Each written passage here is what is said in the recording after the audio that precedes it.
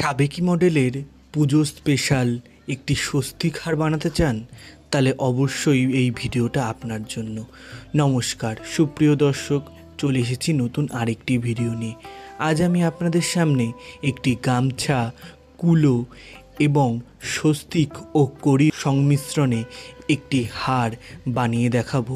জুয়েলারিটি সম্পূর্ণ তৈরি করার আগে, মানে কালার করার আগের অবস্থায় আমি শর্টস এবং ফেসবুক, ইনস্টাগ্রামে রিলস হিসাবে পোস্ট করেছিলাম।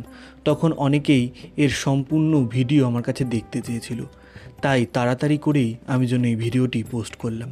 প্রথমে তো কিছু পরিমাণ ক্লে মেখে নিয়ে স্বস্তিকের মডেল দিচ্ছি।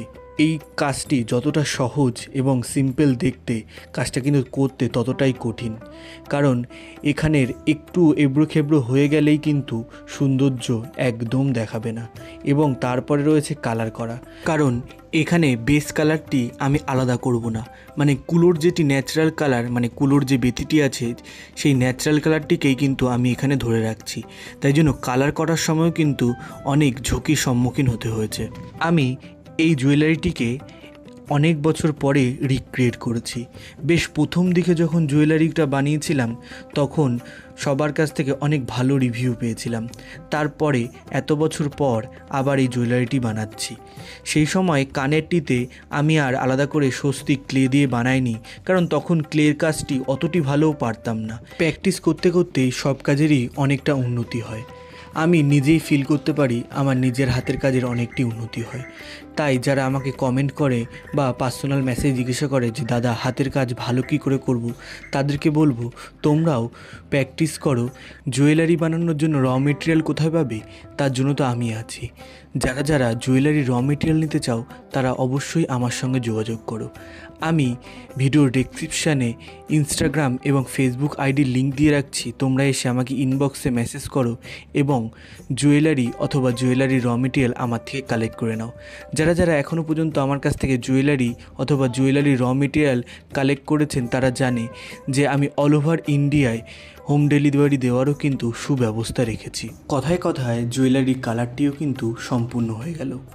খুব সূক্ষ্ম করে কালারটিকে কিন্তু সম্পূর্ণ করতে হয়েছে। প্রথমে সাদা 2 কোট, তারপরে লালও 2 কোট করেই আমি এখানে ইউজ করেছি। তারপরে একটি অর্ধচন্দ্রাকৃতির একটি পিসবোর্ড কেটে নিয়েছি। পিসবোর্ডটিকে আমি লাল রং করছি। পিসবোর্ডটিকে লাল রং করার কারণ হলো আমি যেখানে যে গামছাটি অ্যাপ্লাই করছি সেটিও লাল কালারের আছে, কিন্তু গামছাটি খুবই পাতলা। তাই জন্য লাল কালারটা ইউজ করলে তার উপরে গামছাটা লাগালে কালারটি যেন সুন্দর হয়ে ভেসে ওঠে, এছাড়া আর কিছুই নয়।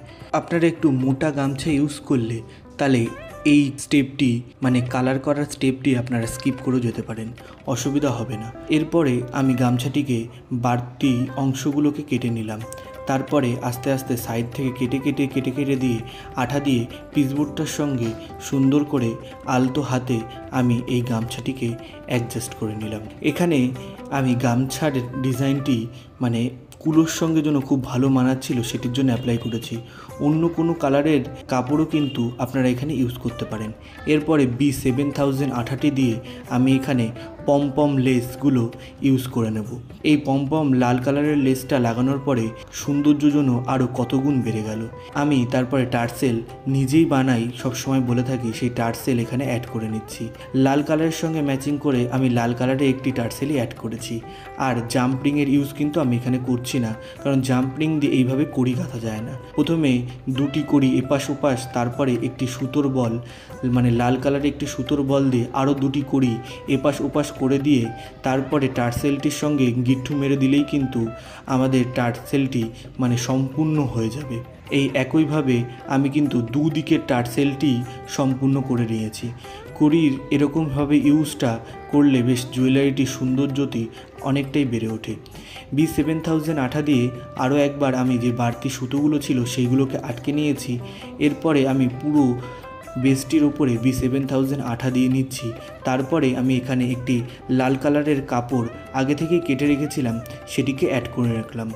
আমি সবসময় বলে থাকি জুয়েলারির ফন্টের সঙ্গে সঙ্গে ব্যাকের সৌন্দর্যেরও কিন্তু অনেকটা দাম রয়েছে। এরপরে আমি কুলোটির ওপরে B7000 আঠা লাগিয়ে নিচ্ছি। তারপরে আমি এই গামছাটি, মানে যে জুয়েলারির যে বেসটি বানিয়েছি সেই বেসটির ওপরে আমি আটকে নেব। গ্লু গান দিয়ে আটকালেও কিন্তু এটা খুব সুন্দরভাবে আটকায়, কিন্তু কোনোভাবেই মানে ফেভিক্রিলের আঠাটি দিয়ে আটকানোর চেষ্টা করবেন না, তাহলে কিন্তু সৌন্দর্য একদমই থাকবে না, উপরন্তু খুলে যাওয়ার রিস্ক থেকে যায়। এরপরে আমি কানেরটির সঙ্গে কানেরটির হুকের যে ঘর আছে সেটিকে অ্যাড করেছি ক্লে দিয়ে। আমি এখানে এই জিনিসটি দেখাতে ভুলে গেছিলাম, আমি অধিকাংশ জুয়েলারিটি এটা দেখিয়ে রেখেছি, কিছুই না, অল্প পরিমাণ ক্লে এবং আঠা দিয়ে ওই যে কানের যে হুক লাগানোর বেসটি আছে সেটিকে অ্যাড করে দিয়েছিলাম। পরবর্তীতে কুলোটির মধ্যে আমি একটি কুড়ি জাম্পিং দিয়ে অ্যাড করে B7000 আঠা দিয়ে পমপমলেস অ্যাড করেছি। আমার জুয়েলারিটি সম্পূর্ণ হয়ে গেল। এই প্রকার আরও ভিডিও পেতে আমার চ্যানেলটিকে সাবস্ক্রাইব করে পাশে থাকা নোটিফিকেশানটি অন করে রাখবেন, যাতে আমার পোস্ট করা সকল প্রকার ভিডিও সবার প্রথমে আপনার কাছে পৌঁছায়। ভিডিওটি পছন্দ হলে ভিডিওটিতে একটি লাইক করবেন এবং কমেন্টে অবশ্যই আপনার মূল্যবান বক্তব্য জানিয়ে যাবেন।